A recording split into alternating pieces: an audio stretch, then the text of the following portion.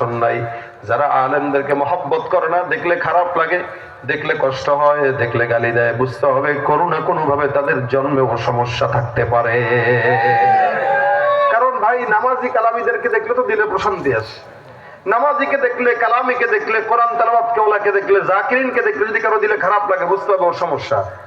ওর সিজারের রোগী হয়েছিল, হয়তো কানে আজান দেয় নাই, জন্মের পরে সর্বপ্রথম অন্য গান শুনছে, বাউল গান শুনছে, হিন্দি গান শুনছে, নাস্তিকদের বাণী শুনছে, যার কারণে আল্লাহ আল্লাহর নামের রসুলের কথা পছন্দ হয় না। ঠিক ভাইরা আমার, এই কারণে হযরত আলী বলেন আমাদের কাছে সম্পদ হলো ইলম, জাহেলদের কাছে সম্পদ হলো মাল। আমরা কি মালের পাগল না ইলমের পাগল হব বলেন? আল্লাহ আমাদেরকে ইলম দান করুক, বলেন আমিন। কোরআনের ইলম দান করুক, বলেন আমিন। আল্লাহ আমাদেরকে ইলম, ফিকহ এগুলো দান করুক, কারণ এগুলো দামি জিনিস। মাই ইউরিদিল্লাহু বিহি খায়রান ইফাক্তু, আল্লাহ পাক যার কল্যাণ চায়, নবী বলেন আল্লাহ যার কল্যাণ চায় তাকে দান করে।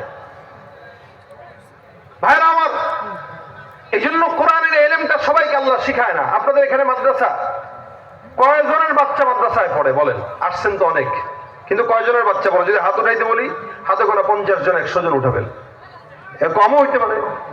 এই জন্য নবী বলেন অপশন 4টা। 1 নম্বর, হয়তো আলেম হও, নয়তো আলেম বানাও, নয়তো আলেমদেরকে মহব্বত করো, নয়তো আলেমদের কথা শোনো। খবরদার 5 নম্বর, আলেম বিদ্বেষী হওয়া যাবে? যাবে না। কেউ যদি আলেমদেরকে মহব্বত করে, মহব্বত ওসিলাতেও আল্লাহ পাক আলেমদের সাথে জান্নাত দান করবেন। রাসূল সাল্লাল্লাহু আলাইহি ওয়াসাল্লামের কাছে এক সাহাবী সেটা দিয়ে বলেন, ইয়া রাসূলুল্লাহ, আমার কাছে আবু বকরের মতো আমল নাই, ওমরের মতো আমল নাই। নবী বলেন তো কি আছে? হুজুর আমার কাছে